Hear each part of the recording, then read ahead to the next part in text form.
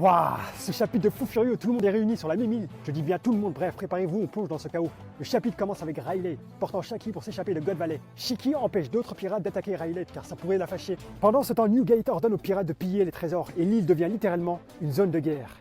Piraterie des œufs. Garp découvre les civils morts. Choqué par tout ça, il appelle Sengoku pour savoir s'il était au courant depuis le début. Donc là, on sait qu'il n'était pas au courant de tout ça. Mais après God Valley, il était au courant de tout ça, donc pourquoi il a continué à servir? On peut se le demander quand même. On voit ensuite Rox qui a réussi à sauver Iris et Tish. Il fuit avec eux sur son dos. Ils sont poursuivis par Garling, un autre chevalier divin, et des démons. Ces démons sont des membres du clan Davy, sa propre famille, dont les ancêtres de Rox, père et grand-mère. Rox évite un combat avec eux, car ceux qui se sont fait attraper se sont transformés en cette forme. Et là, Iris saute du dos de Rox avec Tish pour partir de son côté et ne pas être un poids à Rox. Par la suite, on voit Lin Lin tout heureux juste après avoir volé le fruit du poisson modèle Dragon Azur à Ivankov. Mais soudain, Kaido apparaît derrière Lin Lin en traître et la frappe au visage avec son kanabo. Puis il mange immédiatement le fruit et se transforme en dragon. Ça me fume cette page, il s'amène en traître, quel bâtard. Ça a toujours été un rascal. Et là, Rox dégomme 5 Garling, massacre tout son clan car il préfère les éliminer en premier. Et en plus, il se tape Garling. Ce mec est trop chaud.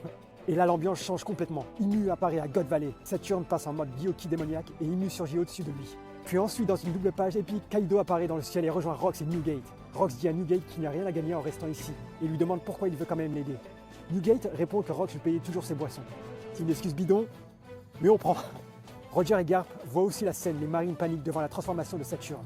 Et le chapitre se termine sur Rox, ultra confiant, fixant Inu et disant « Je crois qu'on regarde le monde ».